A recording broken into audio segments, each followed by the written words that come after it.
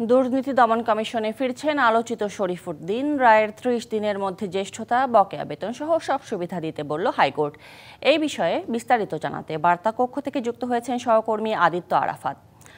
আদিত্য, ২০২২ সালে অর্থাৎ ৩ বছর আগে শরীফুদ্দীন যখন যেসব দুর্নীতিবাজদের বিরুদ্ধে প্রতিবেদন দিয়েছিলেন তাদের বিষয়ে কোনো পদক্ষেপ নেওয়া হয়েছে কিনা, বিশেষ করে ৫ই আগস্ট পরবর্তী সময় বর্তমান যে দুদক রয়েছে অন্তর্বর্তী সরকারের সময় কোনো পদক্ষেপ নিয়েছে কিনা? এই প্রতিবেদনটি প্রচার হওয়ার একটু আগেও আমি দুদকের দায়িত্বশীল যারা রয়েছে তাদের সঙ্গে কথা বলেছি। কয়েক মিনিট আগে শরীফুদ্দীনের সঙ্গেও আমার কথা হয়েছে এবং যেটি জানতে পেরেছি আসলে যে প্রতিবেদনগুলো তিনি চট্টগ্রামে দায়িত্ব পালন করার সময় তিনি দুর্নীতি দমন কমিশনে দিয়েছিলেন, তার কিছু অংশের প্রতিবেদনের আলোকে ব্যবস্থা নেওয়া হয়েছে। আবার অনেকগুলো অনুসন্ধানী যে প্রতিবেদন যেগুলো আছে সেগুলো এখনও আসলে ওই অবস্থায় আছে এবং অনুসন্ধান চলমান আছে এবং বিশেষ করে কয়েকটি অনুসন্ধানের ক্ষেত্রে এখানে ইনকোয়ারি অফিসার অর্থাৎ অনুসন্ধানকারী টিম পরিবর্তন হয়েছে, কিন্তু কার্যকর এখনও তেমন ব্যবস্থা নেওয়া হয়নি। এবং একটু আগে শরীফুদ্দীনের সাথে কথা হচ্ছিল, তার কাছে প্রশ্ন করেছিলাম যে কোনো মামলা এই পর্যন্ত হয়েছে কিনা অথবা আদালতের কোনো পর্যবেক্ষণ দিয়েছে কিনা। তিনি যেটি জানিয়েছেন যে তার একটি মামলা, পেট্রোবাংলার একটি মামলায় তিনি তৎকালীন সাবেক মন্ত্রী নুরুল ইসলাম বিএসসির ছেলেকে তিনি আসামি করেছিলেন। সেই মামলাটি পরবর্তীতে এর আগের কমিশন অর্থাৎ দুদকের আগের কমিশন সেটি বাতিল করে দেয়, অর্থাৎ দায় মুক্তি দেয়, অর্থাৎ আমরা যেটাকে ক্লিন সার্টিফিকেট বলি তাকে ক্লিন সার্টিফিকেট দেয় এবং সবশেষ আবার আদালত তাকে বলেছে যে ভিত্তিতে দুদক দায় মুক্তি দিয়েছে সেটি আসলে ঠিক হয়নি।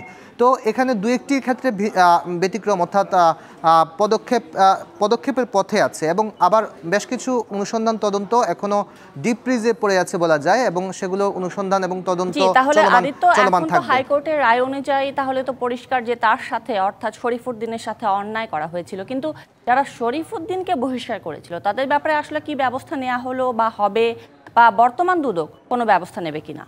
আজকে যেটি উচ্চ আদালতের পর্যবেক্ষণ সে অনুযায়ী আগের কমিশন শরীফুদ্দীনের সাথে অন্যায় করেছিল, তবে এখন পর্যন্ত যেহেতু এই রায়ের কপি এখনো পর্যন্ত দুদকের প্রধান কার্যালয়ে আসেনি, সে অনুযায়ী এখনো পর্যন্ত বর্তমান কমিশন এই বিষয়ে কি পদক্ষেপ নেয় সেটি তারা বলছেন তারা রায়টি যখন পান সেটি পর্যবেক্ষণ করবেন এবং তারা অনানুষ্ঠানিকভাবে অর্থাৎ ক্যামেরার বাইরে যে কথা হয়েছে সেখানে বলেছেন এবং যদি আদালতের রায়ে এমন পর্যবেক্ষণ থাকে তাহলে তারা তখন শরীফুদ্দীনের সাথে যারা অন্যায় অর্থাৎ ৫৪-এর ২ বিধি অনুযায়ী তার প্রতি যারা অবিচার করেছে সে অনুযায়ী তারা ব্যবস্থা নেবেন। এছাড়া আরেকটি তথ্য দিয়ে রাখি, এরই মধ্যে অবশ্য সাবেক কমিশনের একাধিক কর্মকর্তার বিরুদ্ধে দুদক ইনকোয়ারি চলছে, অনুসন্ধান চলছে এবং যদিও সেটি স্পেসিফিক এই কারণে না, তবে যেটি জানিয়ে রাখতে চাই সেটা হচ্ছে যে আগের কমিশনে যারা কর্মরত ছিলেন এর মধ্যে ঊর্ধ্বতন যেমন জহুরুল হক,